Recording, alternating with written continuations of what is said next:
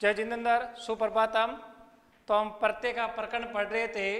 प्रत्यय में हमने कृदंत प्रत्यय पूरा पढ़ लिया है और तद्धित प्रत्यय और स्त्री प्रत्यय हमारा रह गया था। तद्धित प्रत्यय के अंदर दो प्रत्यय हैं और दो ही प्रत्यय स्त्री प्रत्यय के अंतर्गत है। तो तद्धित प्रत्यय के अंदर पहला हम देखते हैं तरप प्रत्यय। तरप प्रत्यय में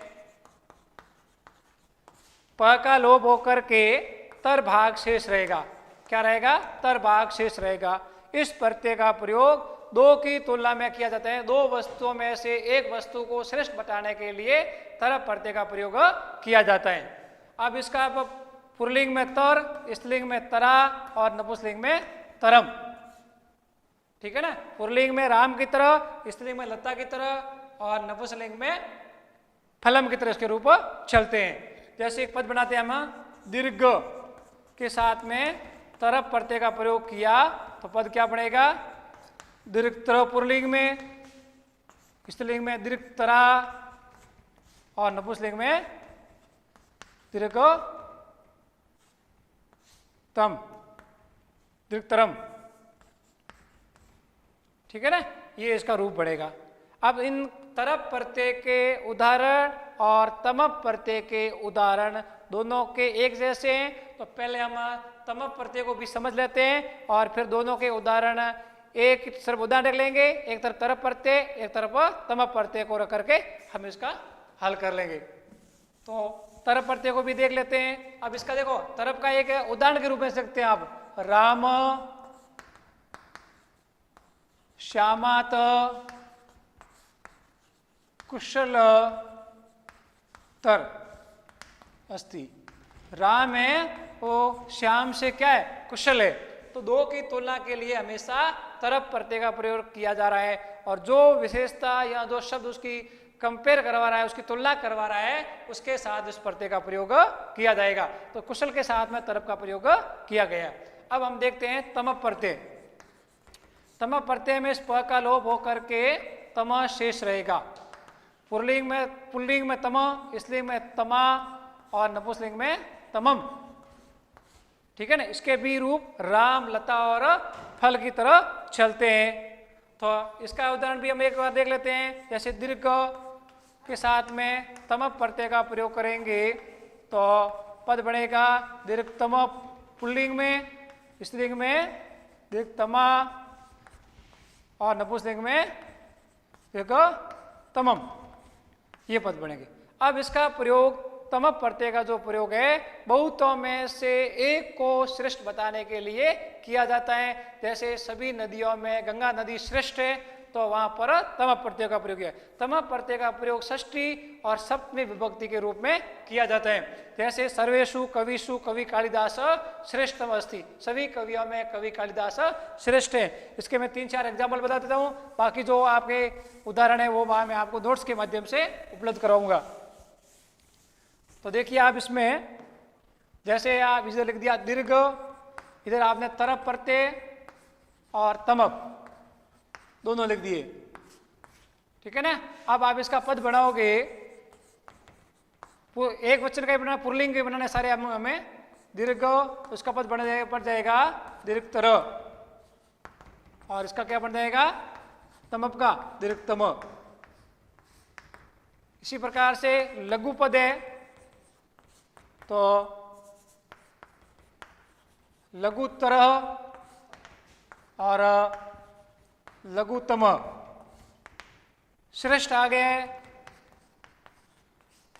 तो श्रेष्ठतर और श्रेष्ठतरा। कुशल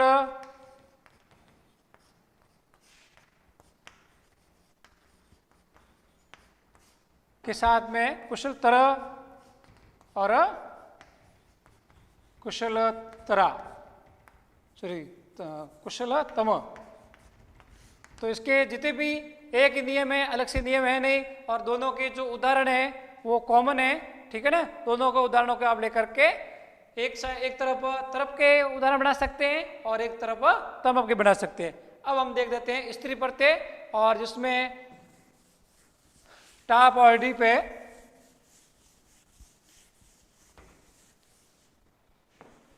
स्त्री प्रत्यय में देखो नाम से पता चल रहा है स्त्री प्रत्यय।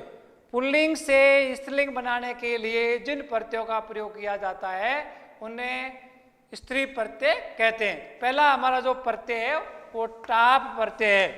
तो टाप प्रत्यय का प्रयोग अकारांत पद है और उनके साथ में प्रयोग किया जाएगा और उसके साथ में टाप प्रत्यय का प्रयोग करेंगे तो वो स्त्रीलिंग पद बन जाएगा। जैसे टाप में ट और प का लोप होकर के आ शेष रहेगा। जैसे पद आ गया श्वेत, श्वेत के साथ में टाप का प्रयोग करोगे ट और प का लोप होकर क्या बनेगा श्वेता।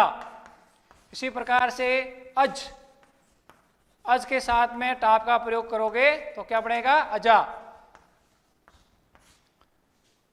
बाल, बाल के साथ में टाप का प्रयोग करेंगे तो क्या बनेगा बाला। ठीक है ना। इस प्रकार से सरल है उसका क्या बन जाएगा सरला। इस प्रकार से आप पद बनाते जाएंगे और बढ़ते जाएंगे। लेकिन एक पद और इसमें है इसके पद के अंत में अक आया हुआ है तो अक को एक करके फिर आ का प्रयोग करना है। जैसे आ गया बालक, जैसे आ गया बालक और उसके साथ में टाप का प्रयोग करना होता है तो अक आया है ना, अक को क्या करोगे आप एक करोगे और फिर टाप का प्रयोग करना है। तो अक का प्रयोग के समय एक हो जाएगा तो पद क्या बन जाएगा बालिक और फिर टाप का प्रयोग करोगे क्या हो जाएगा बालिका। तो ये प्रक्रिया हमें मन के अंदर करनी है तो आपको सीधा प्रयोग करना है बालिका। ठीक है ना।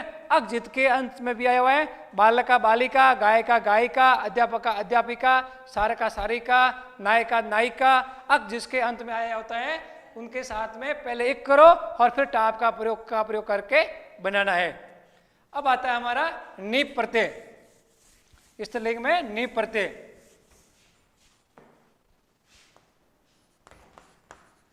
ड़ नहीं है, ण है, ण प्रत्यय का ण होता है ना ये वाला ड़ नीचे बिंदी तो ड़ होता है, न होता है ये।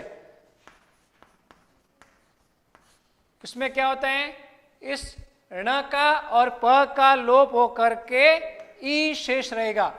शेष क्या रहेगा इसमें ई, यानी कि न भी गया और प भी गया, दोनों गए। पीछे क्या रह गया ई।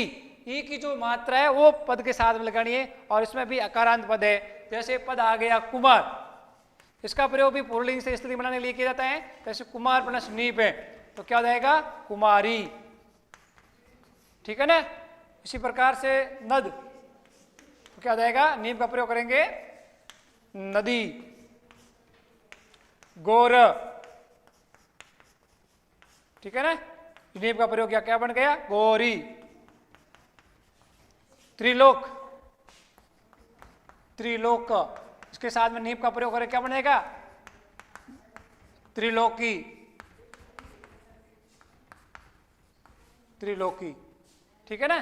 तो साधारणतः नीप प्रत्यय के ये नियम है और भी उसमें कोई अलग से नियम थोड़े बहुत और भी है वो आपको मैं नोट्स के माध्यम से उपलब्ध कराऊंगा।